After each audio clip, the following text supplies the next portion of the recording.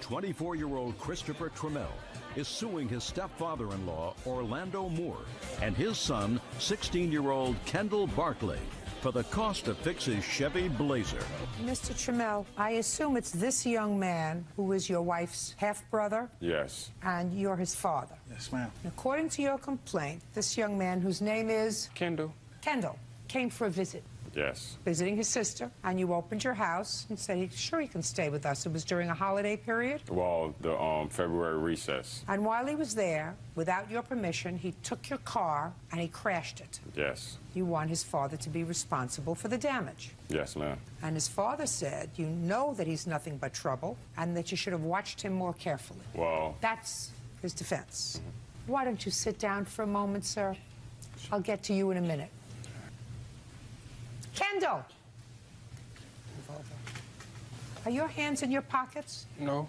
Perfect. How old are you? 16. Do I make you nervous? No. It's unfortunate. I will try to change that. Why would your father say that you're trouble? I am. What do you mean you are? Sometimes I make trouble. You make trouble at home? No. Where? On the streets. But you've never been in trouble with the police. No. You're lucky. Now, why did you decide to go to visit your sister? Because I wanted to spend time with my nephew. I don't understand you when you're mumbling. Make believe you're outside talking to your friends. I wanted to spend time with my nieces and nephews. That's a good thing. How did you get there? Chris picked me up. Your sister's husband? Yeah. Yes. Yes. So he's a pretty nice guy? Yeah. So he's a pretty nice guy? Yeah. So he's a pretty nice guy? No. Yes. Say yes. Yes. Do you have a driver's license? No. What does that mean to you when you don't have a driver's license? Can't drive. Tell me about when you took his car. Well, they were sleeping when I took their car. They were sleeping, so it was late at night. Yes. Where were you going? I wanted to ride up to Wegmans. I don't understand a word you said. I wanted to ride to Wegmans.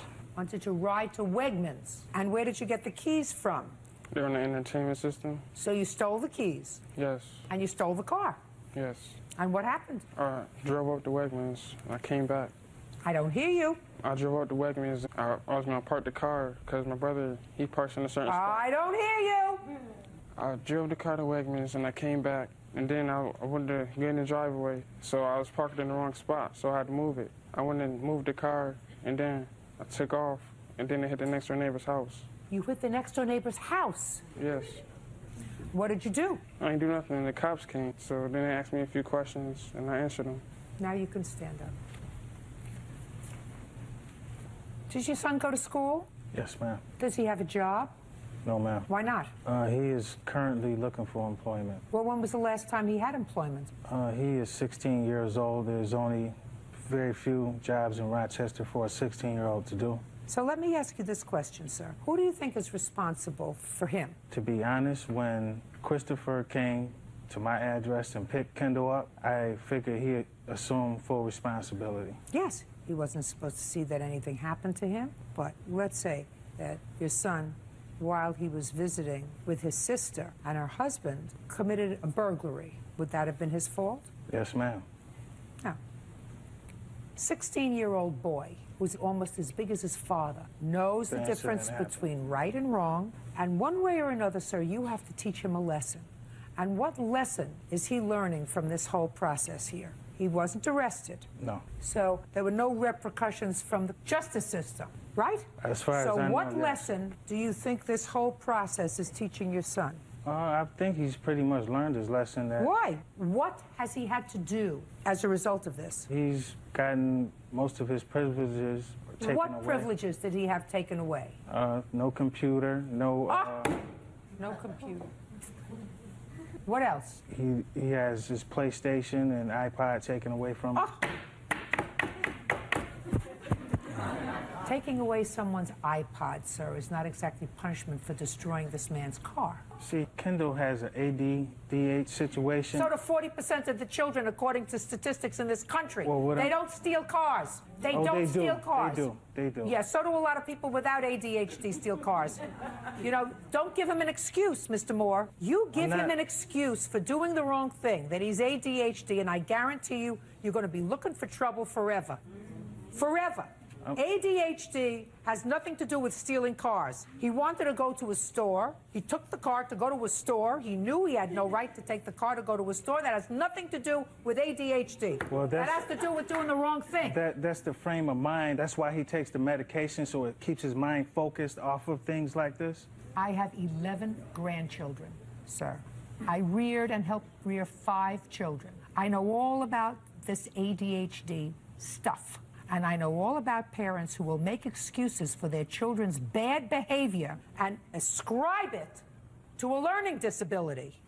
So if that's, believe me, he was focusing on getting the keys and going to the store. Believe me.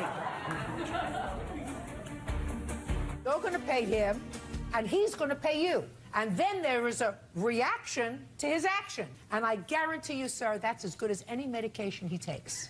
So there's... Any medication he takes. So there's no responsibility on his side at all? It would be different if he threw him the keys and said, take the car and go to the store. I wasn't there. He just told me what happened. He waited until they went to sleep, and then he went to the entertainment center where the keys were kept, and he took the keys. He told me that. Not him. You make excuses for him, sir. You're going to find yourself before a judge much more frequently than the one time you're going to appear before me.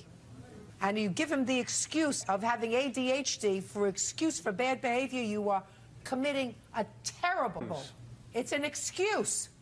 One thing had nothing to do with the other with regard to his taking that truck that day. And if you give him an excuse, you are parentally doing him a terrible disservice.